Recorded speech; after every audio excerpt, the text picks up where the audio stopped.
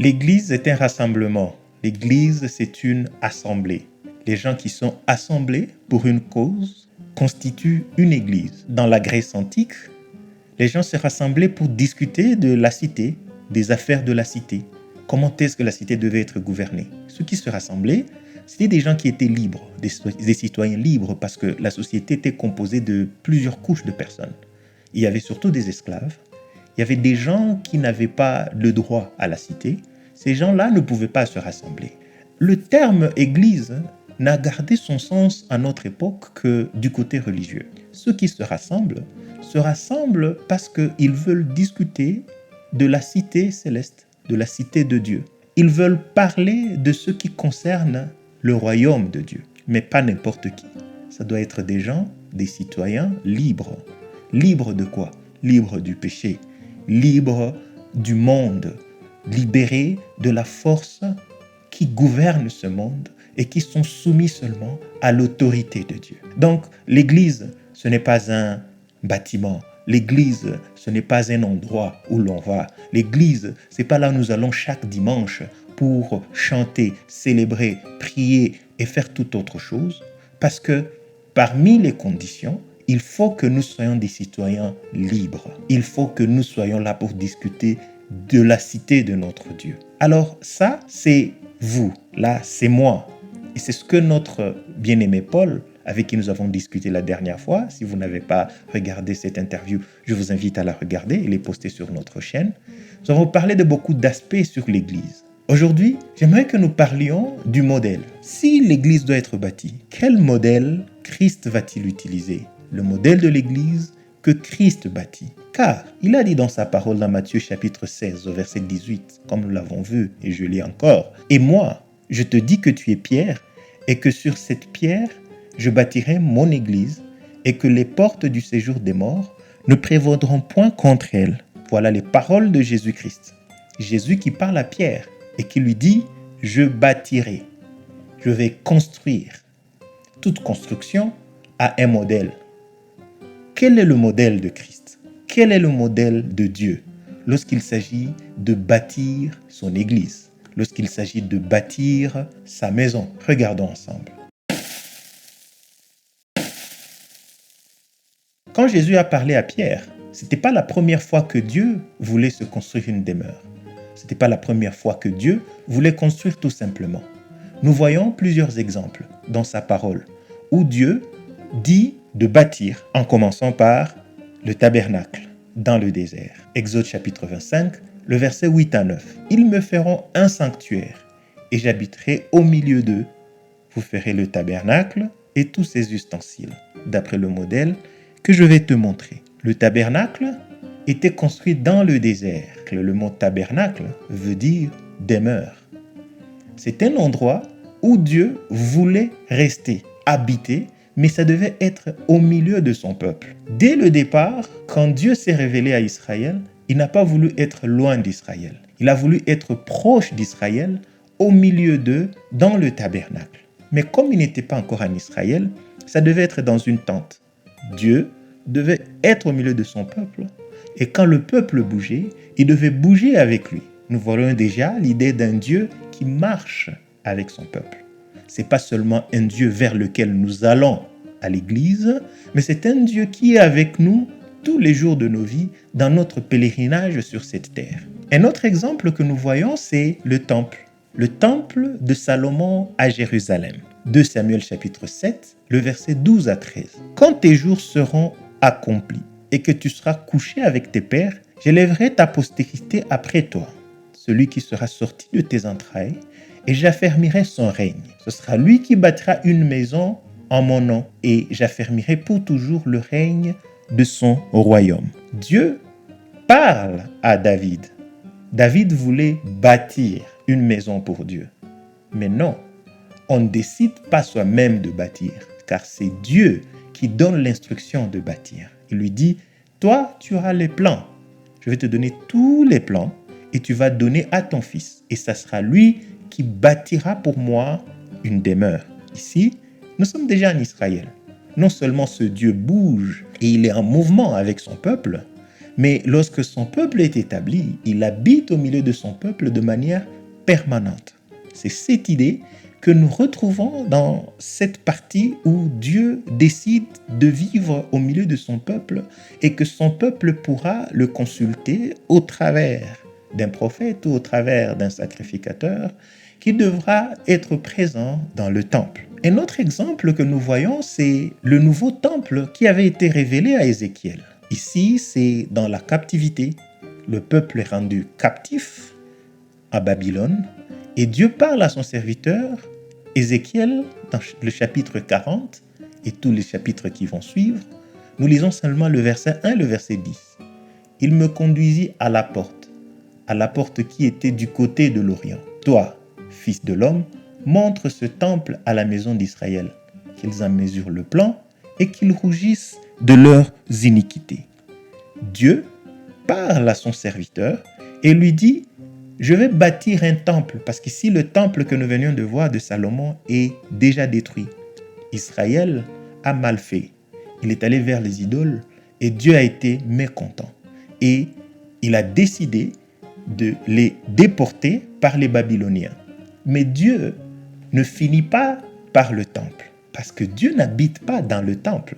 Dieu, il est partout, mais il veut demeurer au milieu de son peuple. Alors il donne une promesse, il dit, ce temple a été détruit, mais je vais bâtir un autre temple. Il y a un temple merveilleux qui est à venir. C'est un temple qui est révélé. Il n'a jamais été construit, on ne connaît pas sa construction, mais il s'agit du plan que Dieu a pour nous. Il dit, il sera un temple merveilleux. Et quand mon peuple le verra, il pourra rougir de ses iniquités.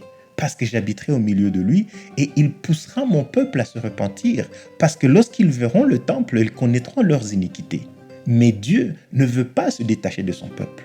Alors nous voyons comme une progression un Dieu qui est là pendant que son peuple est en train d'errer dans le désert, un Dieu qui est là quand son peuple est établi dans la promesse, un Dieu qui est aussi là quand son peuple a mal fait et qu'il a été déporté et que tout est perdu.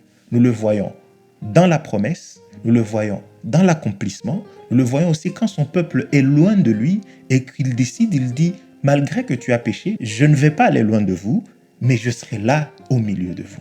Alors, nous comprenons déjà avec ces trois révélations ou bien ces trois exemples qui sont clairs dans la parole de Dieu où Dieu demande de bâtir, l'idée de ce que Dieu veut de son Église. La première chose que nous voyons dans ce modèle, c'est que Dieu établit sa présence au milieu de son peuple, que ce soit dans le cas du tabernacle dans le désert, que ce soit dans le cas du temple de Salomon, que ce soit aussi quand il se révèle à Ézéchiel, c'est que Dieu bâtit quelque chose pour qu'il habite au milieu de son peuple. C'est déjà une caractéristique très importante de l'Église. Dieu habite au milieu de nous. Il s'appelle Emmanuel au travers de Jésus-Christ, Dieu parmi les hommes. Nous ne devons pas avoir une idée d'un Dieu qui est très éloigné de nous, un Dieu qui n'est pas concerné par les affaires courantes de notre vie. Rappelons-nous encore une fois que, parlant de l'Église, nous sommes en train de parler des affaires courantes ou bien des affaires de la cité de notre Dieu. Et c'est là que nous habitons, parce que la cité, on y habite. Alors, si dans notre imaginaire, nous ne pensons pas vivre dans la cité de Dieu, il y a un problème. Nous sommes enfants de Dieu si le matin, à midi et le soir, nous savons que nous habitons une ville, nous habitons une cité. Et nous y avons droit. Nous ne sommes pas esclaves dans cette cité, nous avons été libérés. Et nous pouvons discuter des affaires de cet endroit. Et dans cet endroit habite un Dieu. Et notre Dieu, il y demeure, il y a bâti cette bâtisse qu'on appelle l'Église. Et c'est en moi, en tant que personne, parce que nous sommes le temple du Saint-Esprit, nous sommes le temple de Dieu, mais aussi c'est en nous, parce que nous sommes ceux qui se rassemblent, ceux qui habitent ou bien qui se rencontrent pour discuter des affaires de cette cité, mais nous sommes aussi non seulement dans un milieu local où nous nous rassemblons physiquement, mais nous faisons partie de toute cette idée globale du fait que Dieu se cherche un peuple. Et nous sommes un peuple qui vivons sur cette terre, qui nous sommes détachés des affaires de ce monde. Nous ne voyons plus les choses comme le monde les voit. Nous ne voyons pas la politique comme le monde la voit.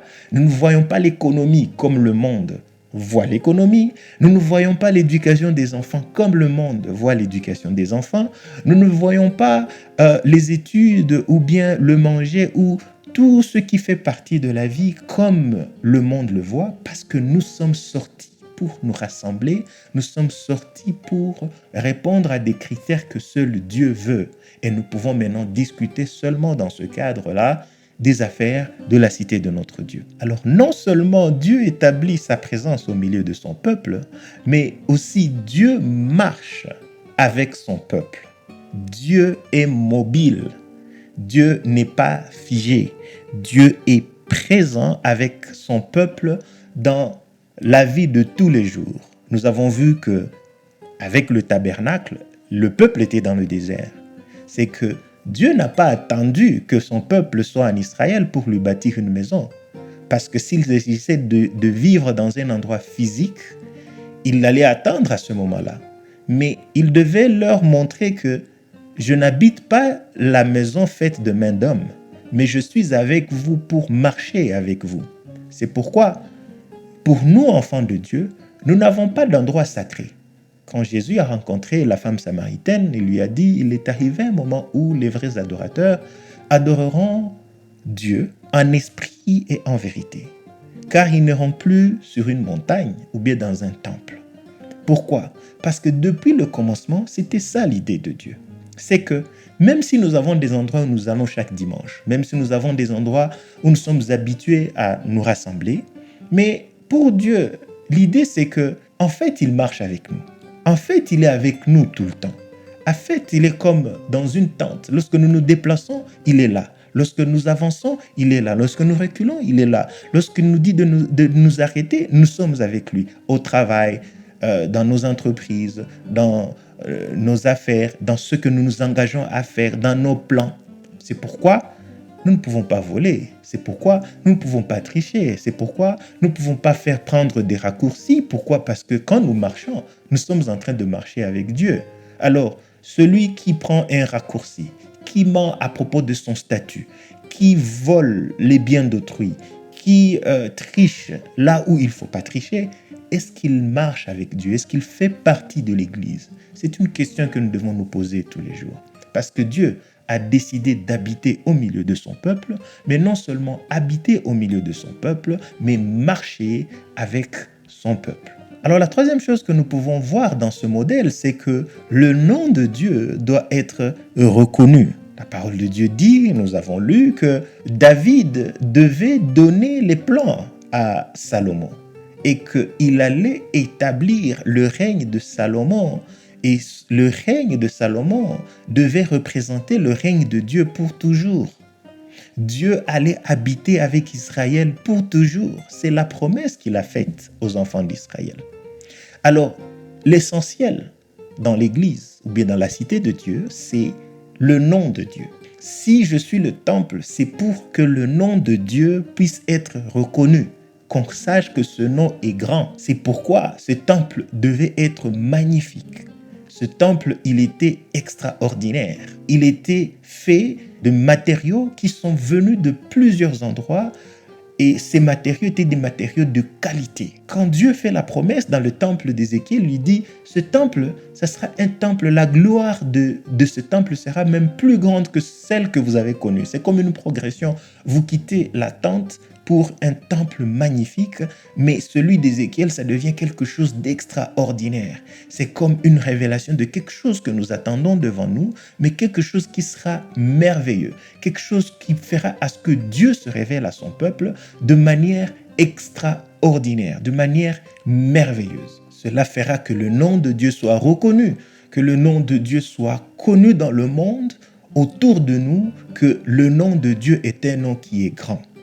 Le fait que Dieu habite en nous, le fait que nous sommes l'Église, c'est pour que le nom de Dieu soit grand. C'est pourquoi nous avons des témoignages. C'est pourquoi Dieu fait des grandes choses dans nos vies. Quand Dieu le fait, il dit c'est pour que mon nom puisse être glorifié. Parfois, nous traversons des difficultés afin que lorsque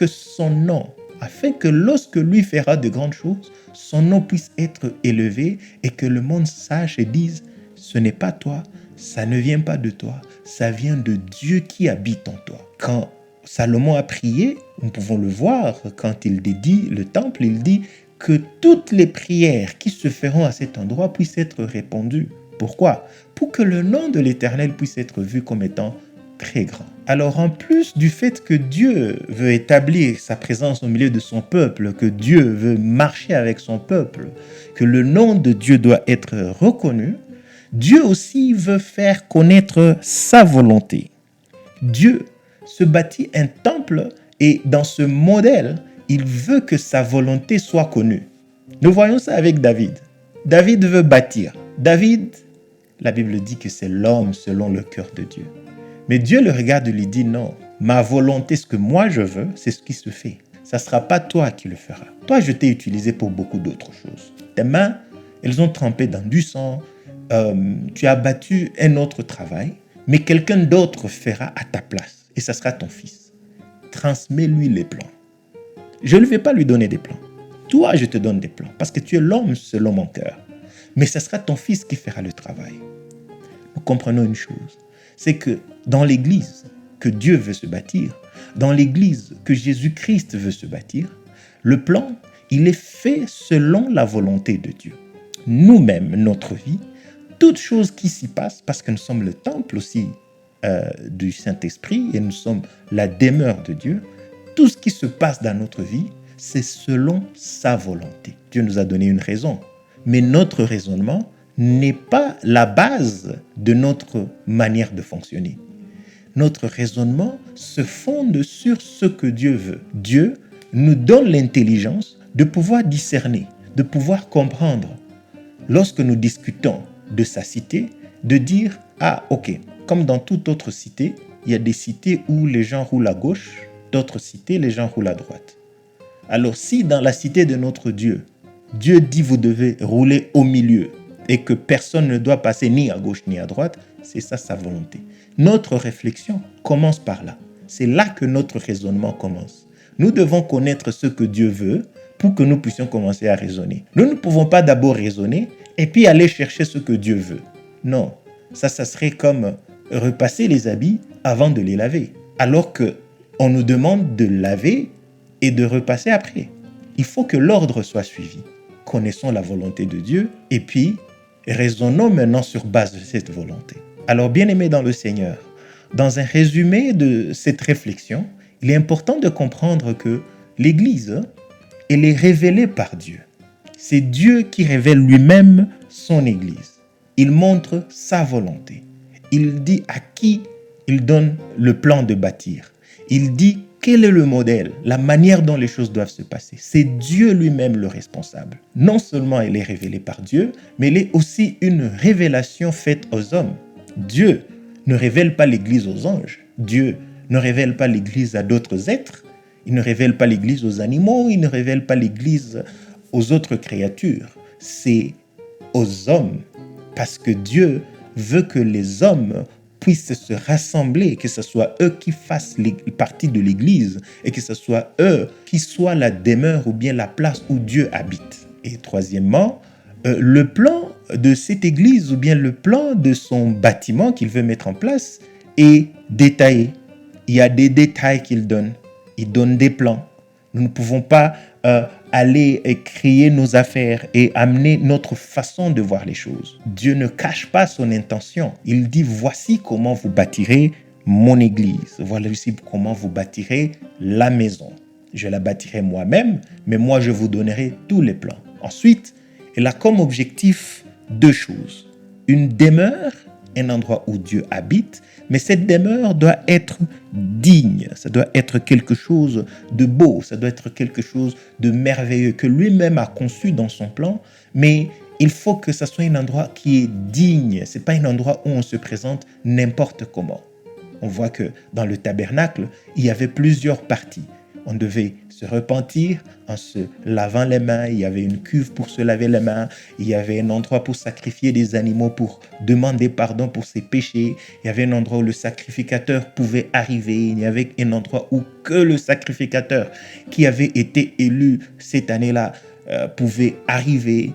Et lorsque Christ est mort à la croix, la Bible nous dit le voile du temple s'est déchiré pour que ça ne soit plus seulement le sacrificateur au sens de l'ordre d'Aaron qui devait aller jusque dans le lieu très saint, mais nous tous, nous avons eu accès. Dieu nous a donné accès à lui et nous pouvions entrer et nous approcher, comme dit le livre de Hébreux, approchez-vous avec assurance, sachant que vous pouvez obtenir grâce et miséricorde. Voilà donc le modèle. Voilà donc l'Église. Voilà donc l'idée que nous devons avoir à propos de l'Église. Ce n'est pas seulement un endroit pour aller prier, ce n'est pas un endroit où nous allons seulement lorsqu'il y a des mariages, ou bien les endroits où nous allons pour des sacrements, ou un endroit sacré où quand il faut passer, il faut être très humble et faire très attention. Non, l'Église, ce n'est pas un endroit.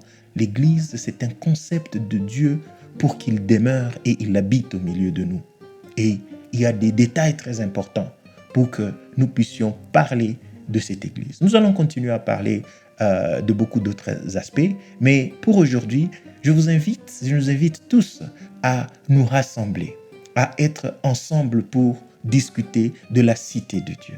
Il est très important que nous gardions cela en idée et que nous appelions plusieurs à connaître Christ, à quitter le système du monde, à sortir du monde pour venir nous attacher à cette idée d'un Dieu qui veut habiter au milieu de son peuple. Que Dieu vous bénisse, que Dieu vous garde et à très bientôt.